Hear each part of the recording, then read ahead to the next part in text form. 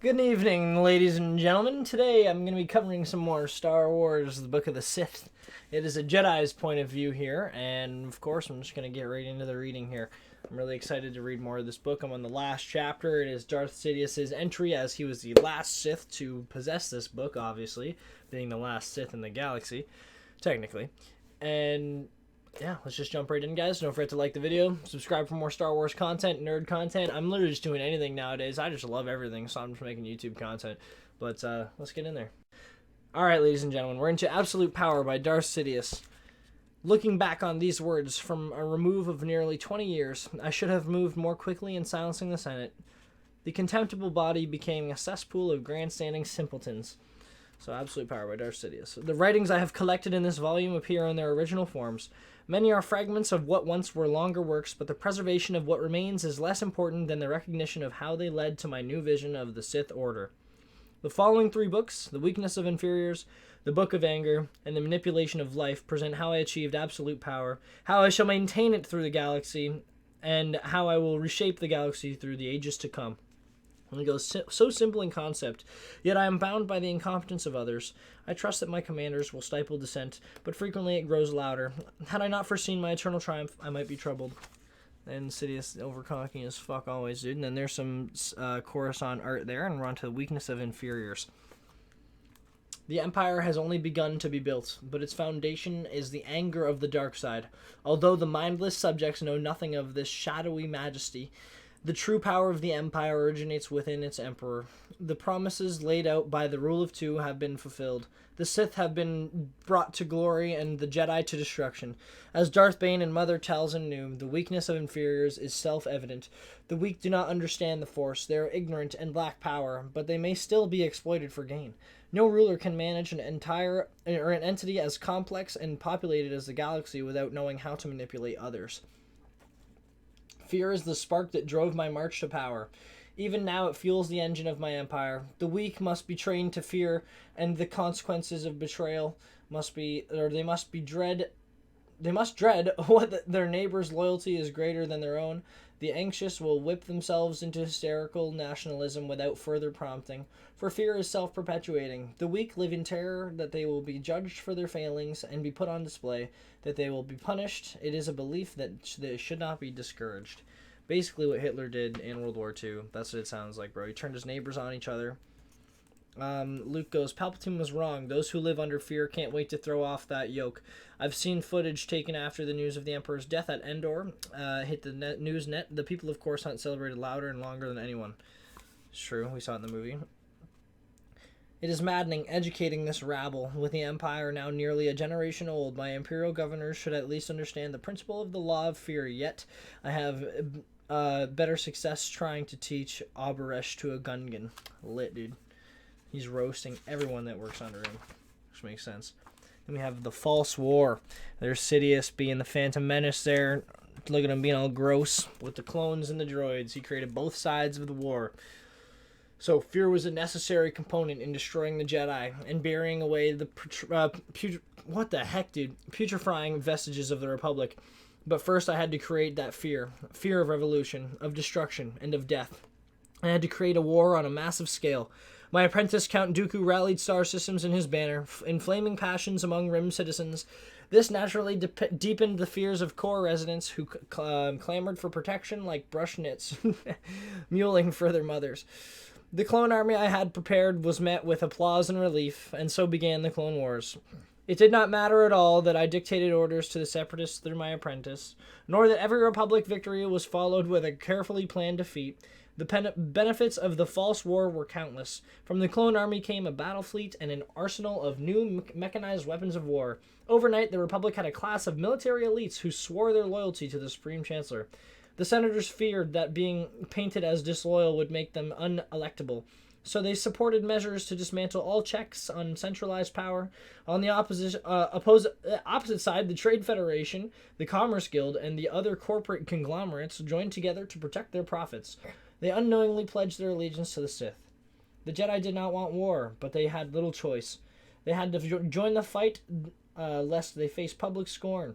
There on the front lines, my wars struck my enemies down and shredded their morals until we were on the brink of the dark side. or until they were on the brink of the dark side. The Jedi were never true heroes. I saw to that by manipulating the HoloNet. The people were led to fear the Jedi's arrogance and strange power. By crafting the news, the clone troopers and their noble chancellor became the fearless heroes of the Republic. When the time came for the Jedi to be eliminated, the public did not mourn them. When the Senate learned that the Jedi had attempted a coup and needed to be exterminated, they responded with absolute certainty. Damn. And when the people saw smoke rising from the Jedi Temple, they felt relief. And then Luke leaves a comment and he goes, even though I'm reading Palpatine's own words, I still can't believe this truth. According to every historical record I've ever seen, the factions fighting the Clone Wars had no idea of this master plan. Because they didn't, Luke. Because they didn't. He's a big brain motherfucker, dude. Big individual here. Alright, well, that's actually really good. I like that entry here.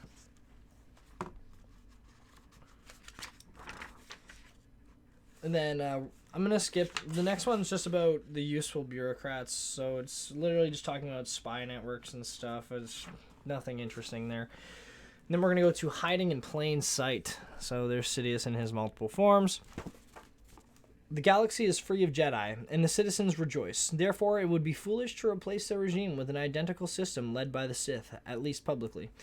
The weak do not understand the Force. They venerate those who appear to be ordinary people like themselves. They cheered at the news that a resolute old man had survived a Jedi assassination attempt. In Palpatine, an ordinary senator from Naboo, they see a model of human achievement.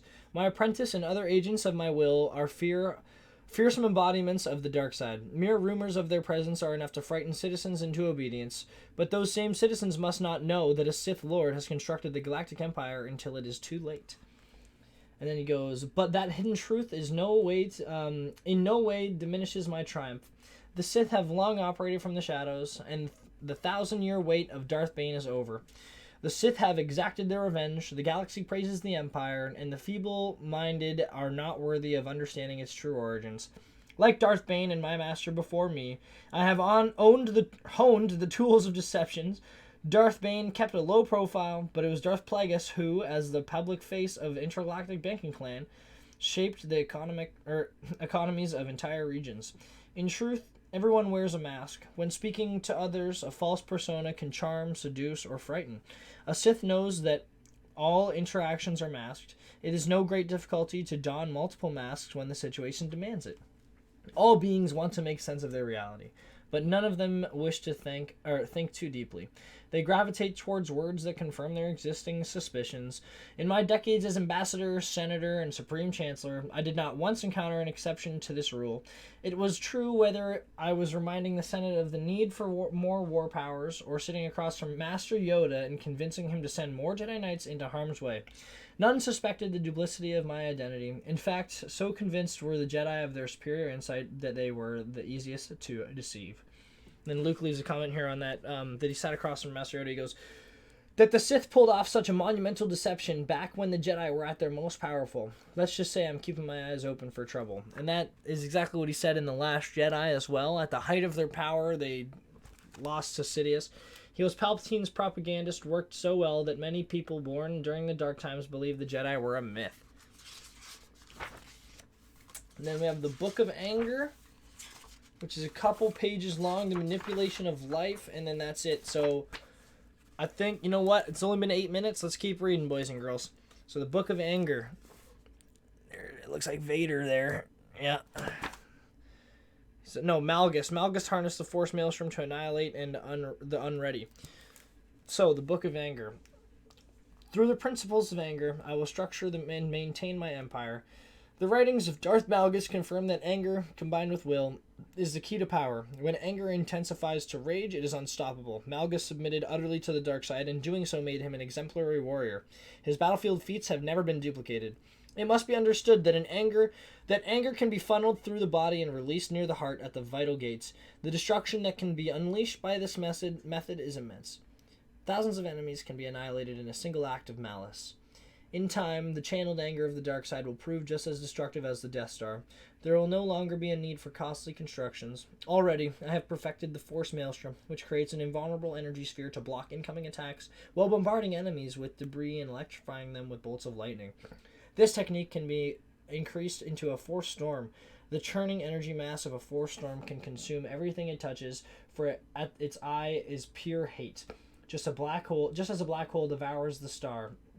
This storm can swallow armies and fold space. It may take decades to master this art, but once I have perfected it, I will be invincible.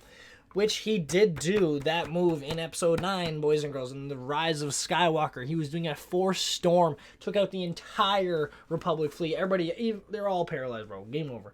It was lucky that he lost. Anger has more uses than personal strength. The strong ruler knows that fear can keep commoners in line, but anger can weaken enemies. Indeed, my subjects fear me, but that fear will lead to anger, and anger will make my empire stronger. However, anger directed towards authority is dangerous. It must be channeled toward other weaker subjects. By encouraging fear of the exotic and the unusual, a regime can be strengthened. The empire has uniformity in its symbols and its ideology, which makes it easier to shame those who do not belong and to make them the objects of a galaxy's rage. The Republic's alien species are the simplest targets. Most humans of the core already despise looking into their multiple eyes or listening to their clicking, buzzing languages. They hate their bewildering customs and their sharp stench. Coruscant is a seething boil of species, but humans far outnumber any other species. It is an ideal place to sow seeds of suspicion, to instill the idea that those who do not conform are the enemy and enemies must be destroyed. By making the powerless a target, the people will not threaten the one in power. On the contrary, the ruler will be venerated as a hero for exposing the weak. That's what Hitler did to the Jews. And as Darth Bane instituted the rule of 2, so will I begin the rule of 1. The Sith will now be sustained by one to hold the power, and others talented in the Force to execute my will as dark side agents. Greedy bastard, eh? Damn. Luke says, this has been one of Palpatine's most damaging legacies, as seen during the Hand of Thrawn incident in countless times since suspicion of outsiders is a grenade ready to explode given the slightest excuse. Yep.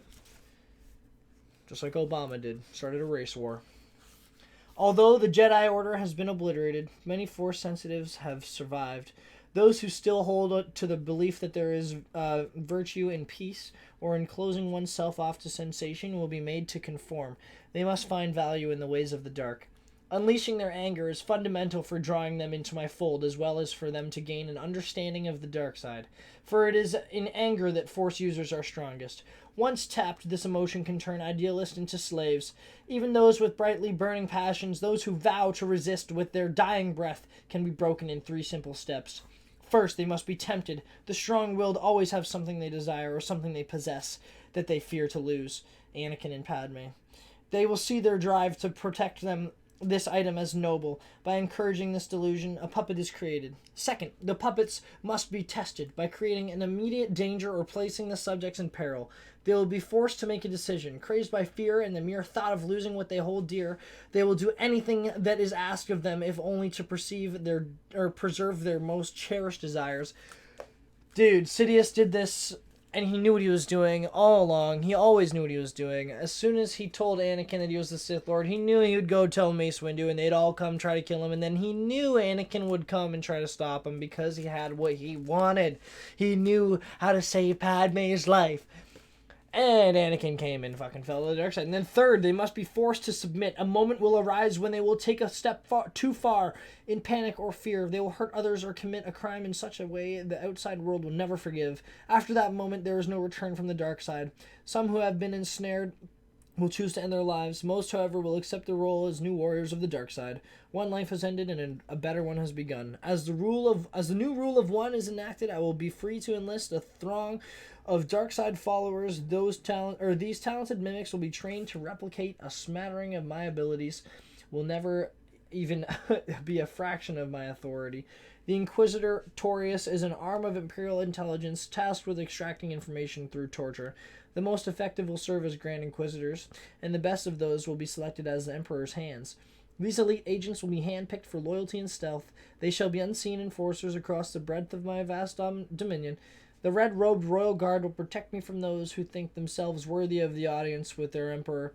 Within their ranks, a few who are in touch with the Force will comprise a rarefied warrior unit called the Shadow Guard. The captured Padawans and survivors from the Jedi Service Corps are less gifted in the Force, but they will serve me nonetheless as dark side adepts. Until I have use for them, they shall remain on Biss, where their connection to the Force will intensify the planet's growing nexus of dark side potency. Damn, dude. Let's go. Then Luke leaves a comment here. He says, my father broke this cycle with his final action, atonement.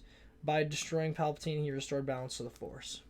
And then Palpatine has another one here. He goes, Grand Inquisitor Torben is the latest of these fools to perish. A bomb? A speeder crash? Drowning? In death, my Inquisitors are making a mockery of their Empire's infallibility. Yep, and then Luke goes, my heart aches for the Force users who lived during Palpatine's dark times. Being open about their gifts meant serving a monster. Luckily, some of them, like Mara, found a new path.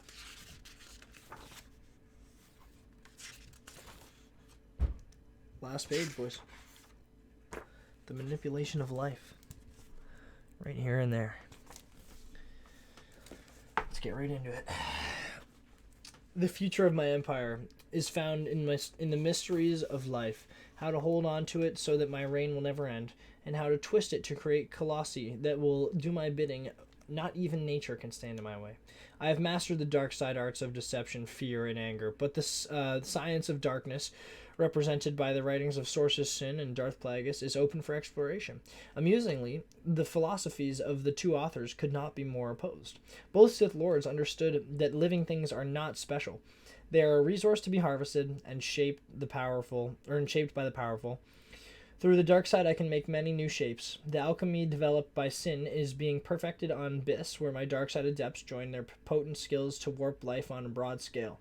My monstrous crystallized ideas with their magnificent metal-piercing fangs guard the ramparts on my citadel. Let's go, dude. My mute Imperial Sentinels stand by my throne. Their annihilated minds and enslaved wills clear evidence the dark side can manipulate clones for any imaginative purpose. Although alchemy can create perfect beings, I have designed weaknesses into all of these creations. The flaws are minute and known only to me. It would not do for any creature to be stronger than its creator.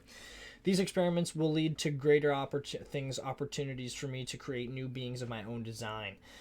What then will separate me from the gods of Naboo myth? The philosophy of creating monsters is applicable to the most fundamental elements of life. Darth Plagueis focused much too narrowly on midichlorians, but he was right about a great many things. The dark side consumes the physical body just as mine became misshapen after the attempted Jedi assassination, but the mind can be preserved. Through the art of dark transfer, I will soon move myself to a younger body cloned from my own cells. I will achieve immortality, even if I am killed. I will return from the chaos of non-being to restored physical life. This, even my master could not achieve. I knew it was so when I halted his breathing and watched the light vanish from his eyes.